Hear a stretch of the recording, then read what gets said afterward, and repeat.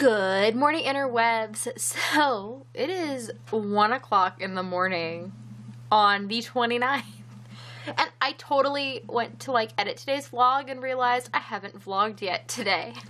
Oops. I just kept meaning to and I kept not.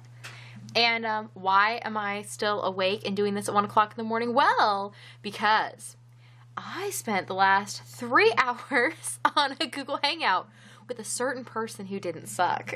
If you are that certain person who didn't suck, hi! See, you were worried I was going to vlog and say very negative things about you, but instead I shall say positive things about the fact that I had a very nice evening talking to a grown-up. Yay! Something I don't do often.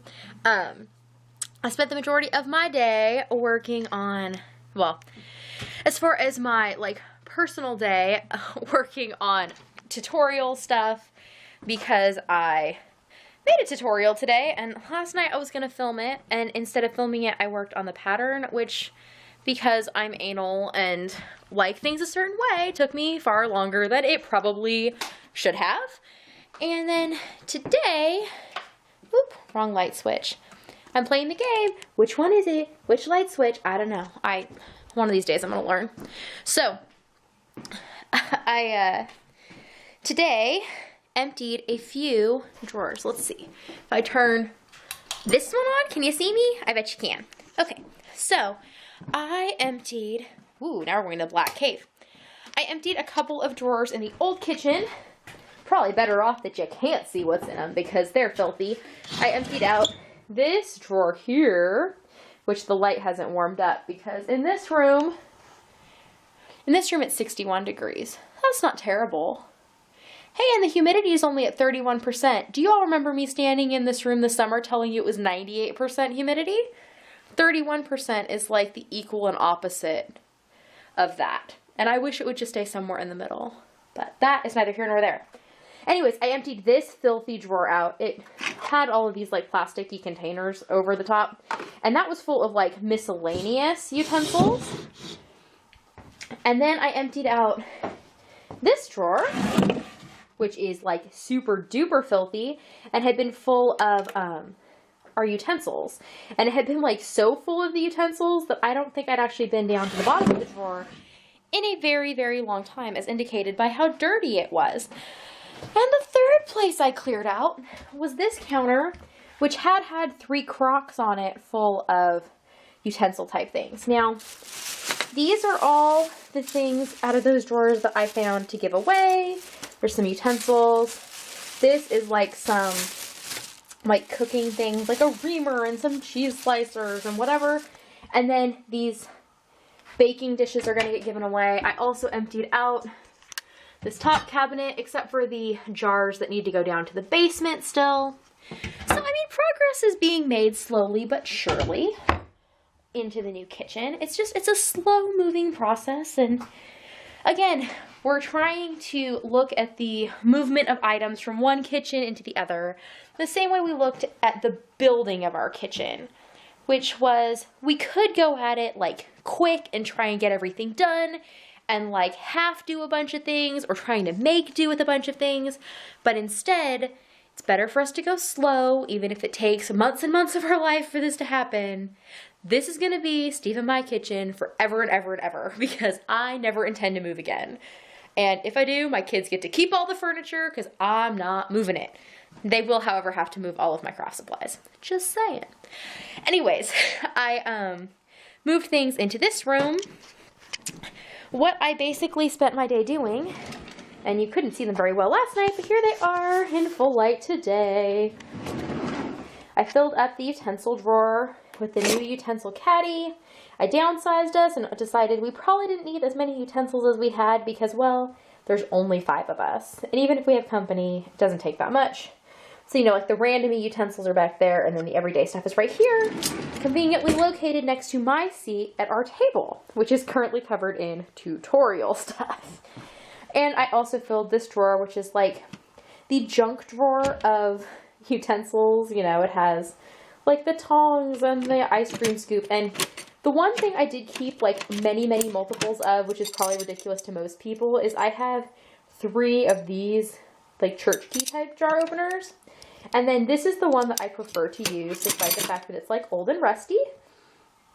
It was like a giveaway from somewhere, like one of the local stores around here. It used to have writing on it in like dark blue that told you where it was from, but I forget what it said. Clearly my grandma didn't use it a huge amount, but we have used it tons and tons, and this is the best jar opener ever. So, yeah, we keep some spares on hand though, because sometimes that one walks around the kitchen. And, yeah, I need somewhere, you know, I always need the ability to open a jar, and there really is no other good way to do it.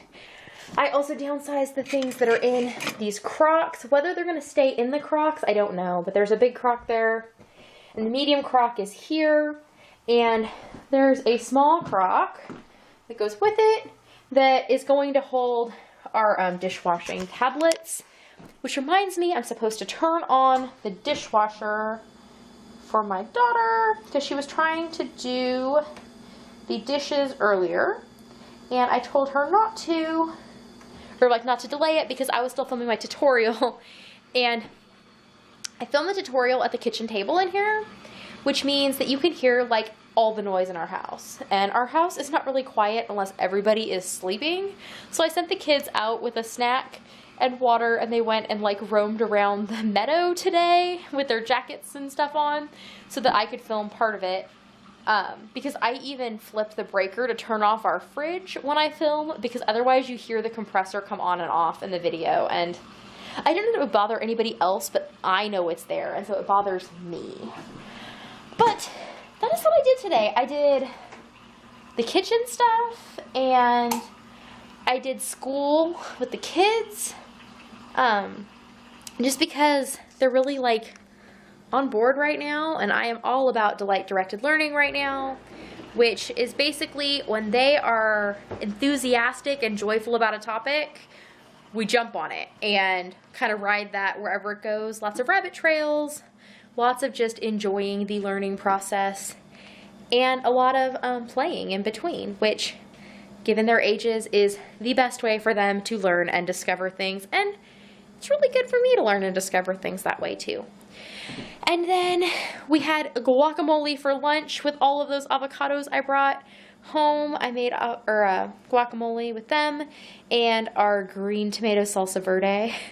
See, this is what I was telling you about, Jen. Apparently I care what people eat, and so I think you care what I ate. You probably don't, but we had guacamole for lunch, and for all the things the kids have and have not been eating lately, they all devoured guacamole, so go figure on that.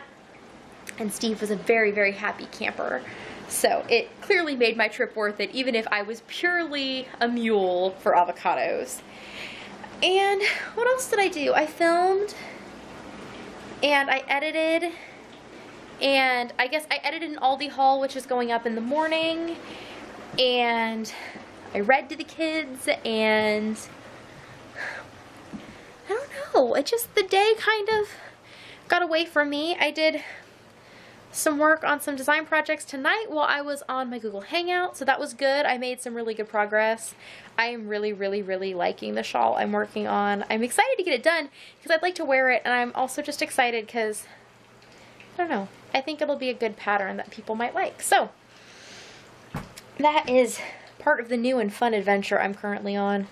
I just feel like this last few months has been lots of new and fun adventures, and I don't know, been thinking a lot about the whole happenstance idea, and that things clearly happen for a reason, and the first half of this year, as in like the last 12 months, because hello, the first half of this year was 2 weeks ago, but the first half of the last like year kind of sucked overall, whether it seemed like it was at the time, or whether it's just in retrospect now that it is very apparent to me how terrible I felt during a lot of it and how terrible things were going in a lot of ways.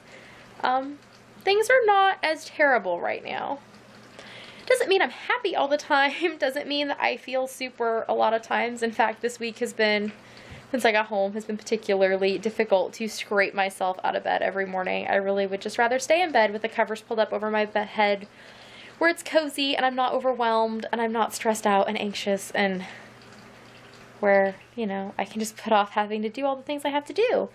But that is neither productive nor really healthy. And I think it's a good thing that I am at a point to recognize that. I've been talking to a lot of people about it lately, and all of a sudden I came back from California and everybody I watch on YouTube was talking about this whole forced positivity idea, and I think forced positivity is kind of just crap. And I've been making comments to the daily vloggers and stuff that I watch regularly when I feel like they're having some kind of like growing pains or life trauma. I'm like, just talk about it, because I find that to be empowering to me. I've had a couple people ask me, like, what do I find that has been the most helpful as far as anxiety and overcoming it? And really, I think saying it loud and often that I feel anxious about things has helped a lot. Even if it's just, you know, the first step is admitting you have a problem. That's kind of been the first solution I found too, is just being like, here it is. This is what's happening. This is how I feel. Kind of deal with it, world. And not even like a mean or angry way, but I think that it helps both you and the people who love you handle you, right? I don't know if that makes any sense, but hopefully it does to somebody, because I think it kind of does to me.